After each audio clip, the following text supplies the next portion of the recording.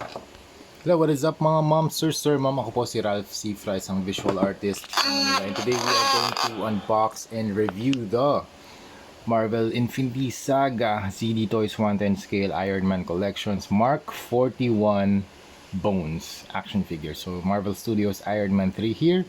Sa lower part ng box, you have the shot of the action figure na nakaharap sa right side. And then you have the 41 here. Circuit pattern sa background. XLI for 41, and then you have the Zongdong toy barcode here. Ang ibig sabihin ng ZD Toys ay Zongdong Toys. And then you have the Disney seal here. Ibig sabihin ang product na ito ay original and authentic. Hindi siya KO, hindi siya fake, hindi siya bootleg.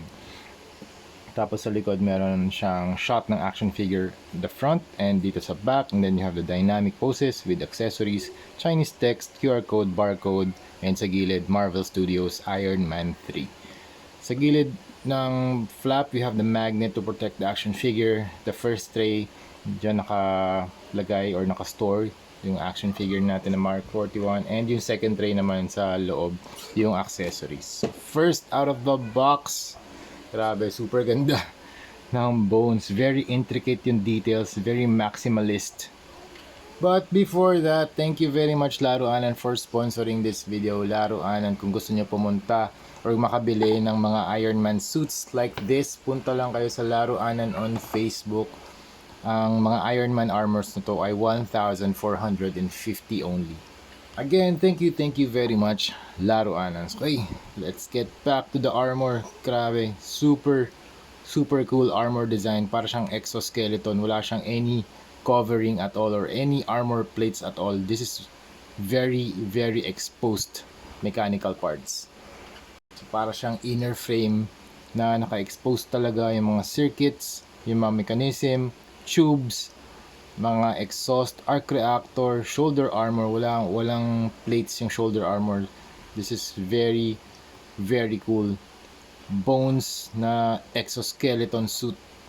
More information about the bones na Iron Man armor later in the video, pero zoom in muna tayo para makita natin yung mga armor details. Paint application, very nice, well done. The gold is less desaturated siya, hindi siya yung super bright gold, which is very cool. And grabe yung parts or yung sections dito sa chest. Look at the intricate details dito sa kanyang arc reactor. Very fine mesh here sa kanyang chin and sa kanyang upper part ng kanyang forehead. Then you have the eyes. Nga pala itong version na to ay non-LED version, pero grabe pag nalagyan to ng LED, sobrang ganda nito. Sana magkaroon sila ng mga LED versions in the future. And also yung color palette niya ay black, gold, silver, and some metallic na stone blue. Very desaturated blue. Yan. Tapos yung kanyang finish dito ay glossy. Medyo hindi na tama, medyo satin itong gold, and yung silver glossy.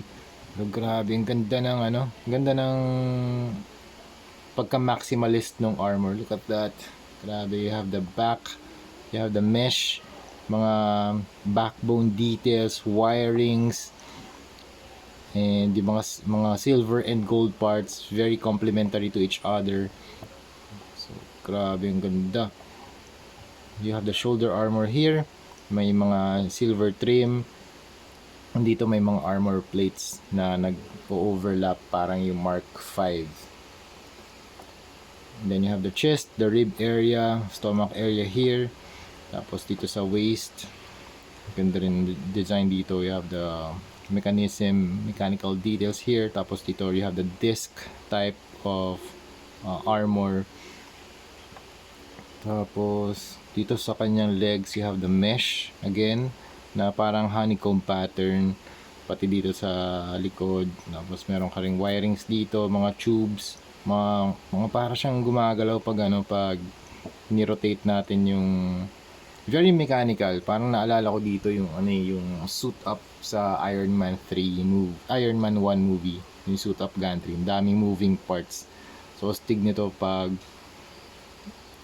nakagawa sila ng, I think gagawa sila ng ano dito. Since meron na silang bones, meron na silang mechanical detail, or meron na silang foundation, baka gumawa sila ng mga suit up versions in the future, yung parang magnetic yung mga armor plates, tapos ididikit na lang dito yung mga armor plates na parang nagsusuit up, parang suit up version ng mga iba't ibang armors like Mark 7, Mark 6, Mark 3.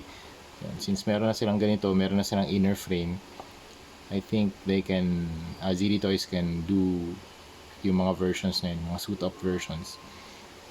Look at the disc here sa kanyang knee, very very nice, and dito sa kanyang feet. Stig nito pag pag na dry brush to, kasi lalabas yung mga mechanical details, so magkakaroon pa yan ng tatamaan ng paint yung mga edges, and ma-emphasize pa yung sculpt niya. Look, the sculpt is top notch, grabe, lupit. Okay, proceed tayo sa articulation. Okay, articulation natin, up, down, tilt, konti lang, rotate, 360, okay, arms, outward, extend itong kanyang, extended na pala to, so you can push down, extend up for butterfly motion, tapos 360, outward, bicep swivel, meron ba? Konting-konti lang, ano ba yung may humaharang ba? Wala, pero hindi ko na siya maikot. Ito.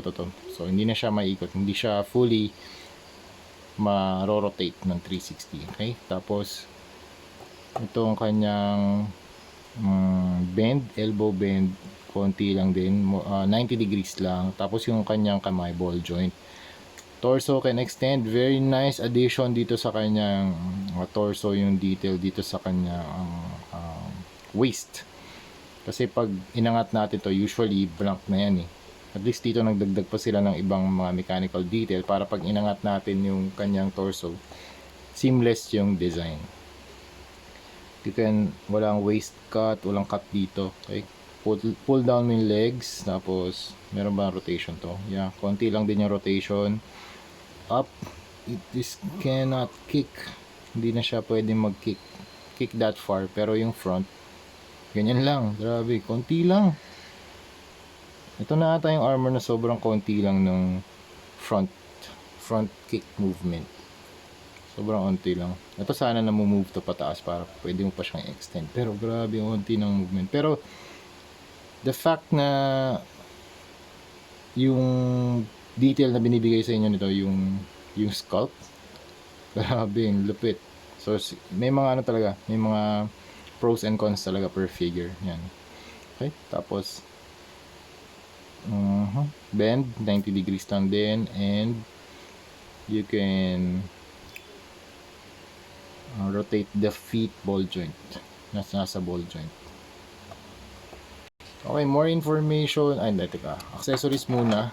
Okay, dito yung kanyang stand or yung base, hexagonal base na merong Marvel Studios Iron Man 3 na merong tech pattern, tapos meron kang pole na spring loaded, so you can grab the waist ni Iron Man if you want to do some flight poses. And then you have the out hands. Color combination ay black and gold. Tapos yung iba meron siyang hole or peg hole para pwede mong ilagay yung mga blast effects. And then yung blast effects, pwede mo rin siyang ilagay dito sa ilalim ng feet para medyo mahirap to. Yan, okay. So you can do some flight poses or yung mga blast effects na nanggagaling sa feet. Okay? If you want to do some flight na armor pose designs. Okay, more information about the bones na armor. The suit earned its name Bones because of its external appearance, which has a thin plating with the internal contents of the suit being exposed. The suit specializes in speed and maneuverability and is much lighter than the regular Iron Man armor. So ito nag-appear to sa movie na naghiwa-hiwala yung kanyang parts. So yung kanyang strength ay yung speed and maneuverability. Yan. Capabilities nito, armor separation. The Mark 41 has the special and unique ability to separate its armor pieces and fly separately. Also, isa pang capability niya, speed and flexibility. Tapos, meron din siyang armor features like armor add-ons. And donning system, lightweight din siya. Right? And meron din siyang repulsors and unibeam. Other weapons, since the Mark 41 can replace damaged parts with the parts from previously built armors, it could have some of their weapons. Oh, okay.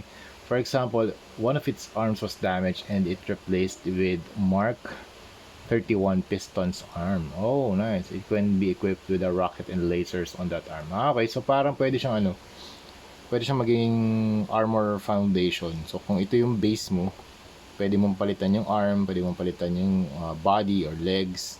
Pwede mong equip dito yung red snapper maybe, okay? So something like that. Pero weird lang sa part na to, since flexible naman yung armor, o wala naman siyang covering at all, dapat itong part na to mas nakaka-kick forward siya. Yan. Post lang natin, ha. Okay. So overall, this is a very nice addition sa inyong house party protocol na Iron Man armors.